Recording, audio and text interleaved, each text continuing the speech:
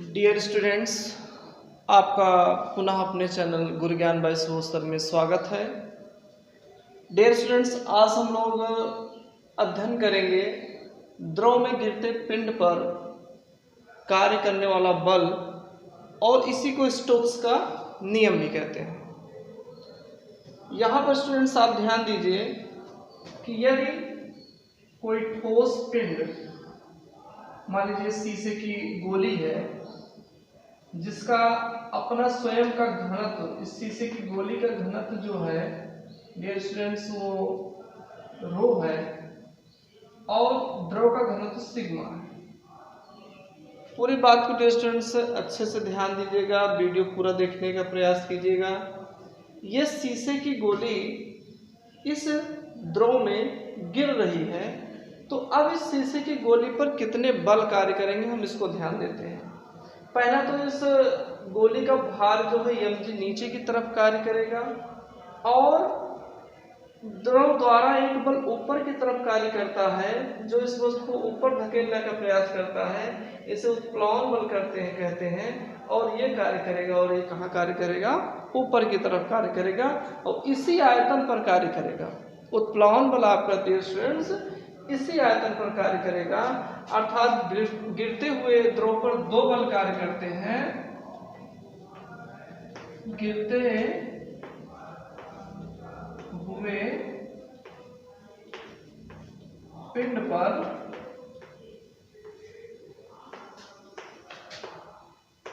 दो बल कार्य करते हैं।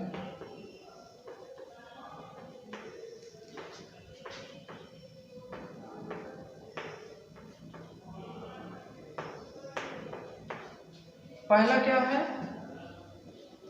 फर्स्ट हो जाएगा भार, पिंड का भार। दूसरा हो जाएगा उत्प्लवन बल।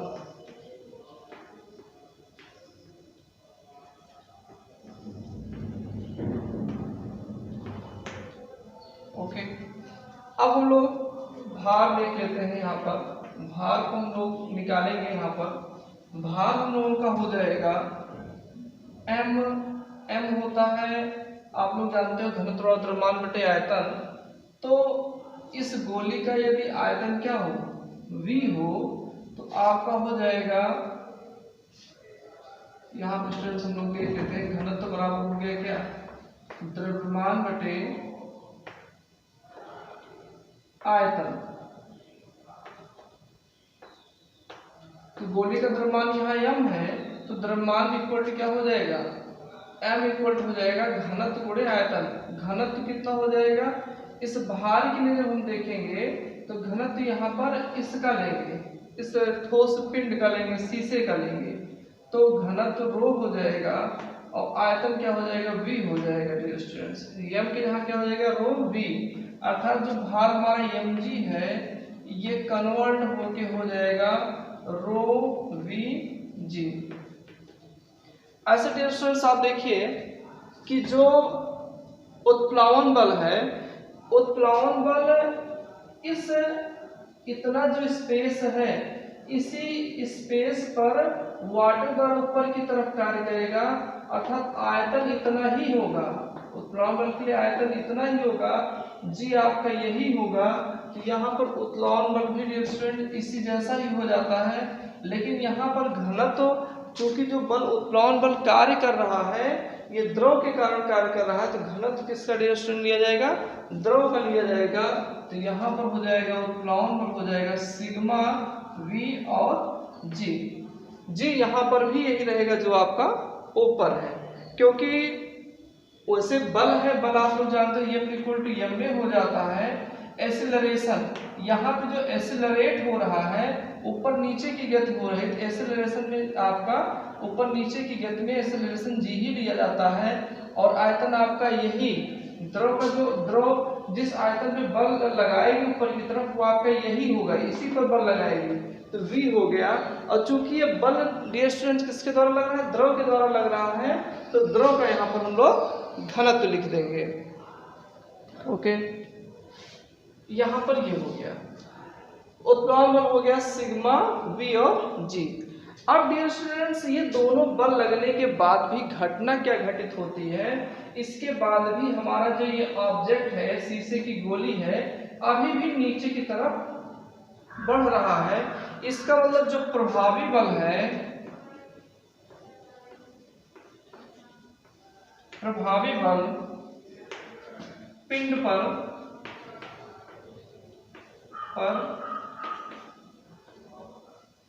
कार्य करने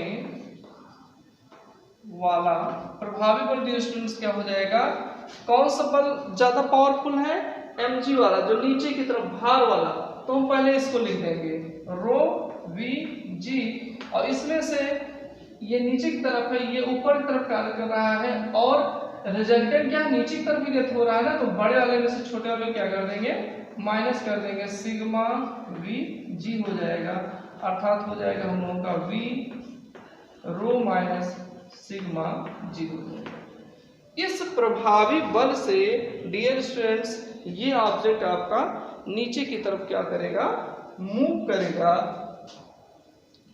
ये डियर स्टूडेंट्स आपका हो गया प्रभावी बल। प्रभावी बल में डियर स्टूडेंट्स अब आपका जो g है ये चेंज हो जाएगा। प्रभावी बल मान लीजिए डियर स्टूडेंट्स आपका क्या हो, m g डैश, अर्थात वहां त्वरण क्या हो डियर स्टूडेंट्स, कुछ नया हो या कोई दूसरा हो, तो g डैश इक्वल टू आपका हो जाएगा v rho minus sigma g अपान m। m इसका द्रव्यमान है, इसका द्रव्यमान रो v हो जाएगा आपका, g डैश स्टूडेंट्स हो जाएगा v rho minus sigma g upon v rho हो जाएगा, कैंसिल हो जाएगा dear students, g dash equal to आपका हो जाएगा ये rho minus sigma upon rho into g हो जाएगा। इसको हम लोग सॉल्व कर लेते हैं डियर स्टूडेंट्स, आपको हो जाएगा ये रो इस तरीके से डियर स्टूडेंट्स किया जाता है, ध्यान रखिएगा। इसको अलग अलग कर देते हैं जो नीचे बटे में है, सिग्मा बाई रो, आप जानते हो फिर सॉल्व करो फिर ये मिल जाएगा। तो यहाँ पर ये आपका कैंसिल हो गया, 1 हो गया। और डियर स्टूडेंट्स प्रभावी जो त्वरण है, जिस त्वरण से ऑब्जेक्ट वाटर में मूव करेगा, वो हो जाएगा 1 माइनस सिग्मा रो जी हो जाएगा डियर स्टूडेंट्स, प्रभावी त्वरण हो जाएगा। और इसी त्वरण से आपका वाटर क्या हो जाएगा, वो ऑब्जेक्ट क्या हो जाएगा, वाटर में मूव करेगा। डियर स्टूडेंट्स यहाँ ध्यान देने वाली बात है, यदि हमारा रो अधिक है, रो अधिक है मतलब ये जो ऑब्जेक्ट द्रव में है इसका डेंसिटी अधिक है, इसका कम है, तो ऑब्जेक्ट आपका नीचे की तरफ मूव करेगा, जी डैश आपका पॉजिटिव रहेगा। लेकिन डियर स्टूडेंट्स हमारा रो क्या हो जाए, जो ये ऑब्जेक्ट है इसका त्वरण कम हो जाए और ये सिग्मा आपका अधिक हो जाए, तो उस समय हमारा जी डैश जो डियर स्टूडेंट्स आएगा वो निगेटिव आएगा। और ये किस कंडीशन में होता है, जब आपका वाटर में बुलबुला हो, पानी का बुलबुला हो, तो वहां पर पानी के बुलबुले का जो घनत्व होगा द्रव के घनत्व से क्या होगा डियर स्टूडेंट्स, कम होगा, और प्रभावी त्वरण उसका निगेटिव होगा। तो उस कंडीशन में बुलबुला अर्थात वो ऑब्जेक्ट क्या होगा, नीचे की तरफ नहीं मूव करेगा, वो कहाँ मूव करेगा, वो ऊपर की तरफ मूव करेगा।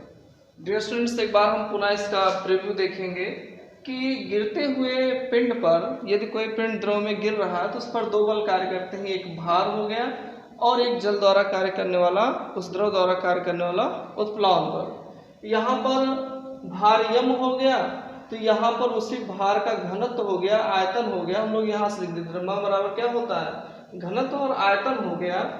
और ऐसे यहाँ पर उत्प्लावन बल के लिए उत्प्लावन बल भी जो कार्य करेगा इसी आयतन पर कार्य करेगा, तो यही आयतन हो गया। और कार्य किस द्रव से करेगा, इस द्रव से करेगा, तो इस द्रव का क्या हो गया, हमारा घनत्व हो गया, और इसी गुरुत्वीय त्वरण यहाँ पे होगा जी हो जाएगा डियर स्टूडेंट्स। अब चूंकि प्रभावी बल क्या है कि इन दोनों बलों के बाद भी पिंड आपका नीचे की तरफ गति कर रहा है, तो प्रभावी बल हम लोग क्या करेंगे, इसमें से इसको माइनस कर देंगे। इस टाइप से हमारा जो एक्सीलरेशन आता है, प्रभावी जो त्वरण आता है, वो जी डैश इक्वल टू हो जाता है 1 minus sigma by rho bracket में जी।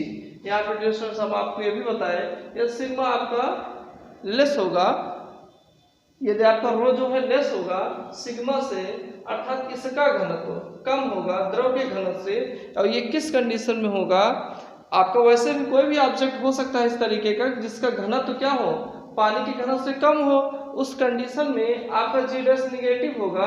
और ये कंडीशन उसमें द्रव में यदि कोई बुलबुला बनता है वायु का, तो ये कंडीशन क्रिएट हो जाता है कि उसका घनत्व क्या होता है, पानी घनत्व से कम होता है, जी डैश हमारा निगेटिव हो जाता है और वो बुलबुला नीचे की तरफ गति न करके ऊपर की तरफ गति करता है। डियर स्टूडेंट्स, ये देखिए यहाँ पर जो ऑब्जेक्ट की गति हो रही है वो निरंतर नीचे की तरफ हो रही है, और नीचे की तरफ गति होने के कारण, नीचे की तरफ गति हो रही है और एक त्वरण कार्य कर रहा है जी डैश, इस त्वरण के बराबरी त्वरण नीचे की तरफ कार्य कर रहा है, जिससे इस ऑब्जेक्ट का जो स्पीड है वो बढ़ता जाता है। इस ऑब्जेक्ट का स्पीड बढ़ता जाता है, लेकिन इस ऑब्जेक्ट की स्पीड को रोकने का कार्य करता है ये जो द्रव की बहुत सारी परतें होती हैं, हम आपको पहले भी बताए थे कि द्रव की बहुत सारी परतें एक दूसरे के ऊपर बैठी रहती हैं, एक दूसरे के ऊपर रखी रहती हैं, और इन परतों के बीच श्यान बल कार्य करता है। इसी श्यान बल के कारण हमारा ये जो नीचे की तरफ जो ये प्रभावी बल है, ये प्रभावी बल के कारण इस ऑब्जेक्ट का वेग जो है बढ़ने नहीं पाता है, और कुछ समय बाद ऐसा होता है कि ये ऑब्जेक्ट एक नियत वेग से कांस्टेंट स्पीड से वाटर के अंदर मूव करता है, और वो उस कंडीशन में होता है जब हमारा ये प्रभावी बल और इस द्रव के परतों के बीच, मान लीजिए प्रभावी बल नीचे की तरफ हो गया और इन परतों द्वारा ऊपर की तरफ बल बार बार कार्य करता है, जिसको हम लोग अभी बताएंगे आपको, उसे कहते हैं श्यान बल कहते हैं। पहले भी आप लोग जानते हो ये परतों के बीच कार्य करता है श्यान बल, लेकिन जब कोई ऑब्जेक्ट आपको वाटर में गिराया जाता है तो उसकी स्पीड को कम भी करता है, क्योंकि इस प्रभावी बल के कारण उसकी स्पीड निरंतर बढ़नी चाहिए, लेकिन वो ऑब्जेक्ट कुछ समय बाद एक कांस्टेंट स्पीड से पानी के अंदर गति करता है, और इससे हम लोग नियत वेग हमारा होता है, जिसे हम लोग सीमांत वेग कहते हैं। डियर स्टूडेंट्स,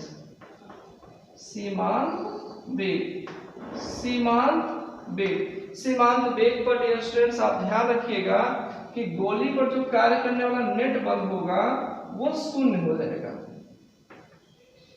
नेट बल क्या हो जाएगा, शून्य होगा।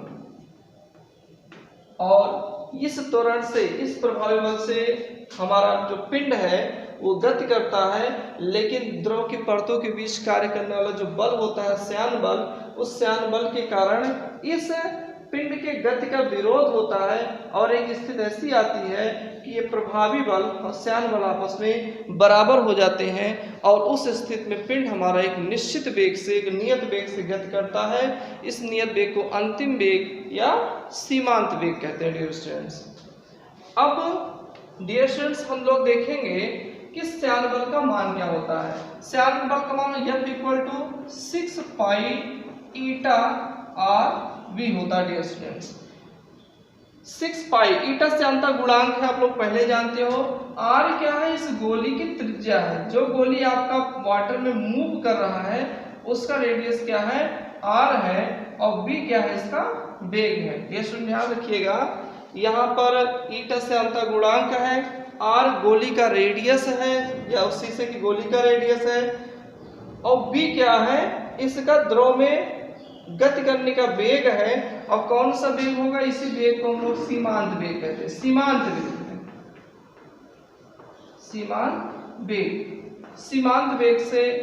वेग में डियर स्टूडेंट्स अभी हम बताए क्या होता है कि आपका जो ठोस पिंड है एक नियत वेग से आपका गति करता है।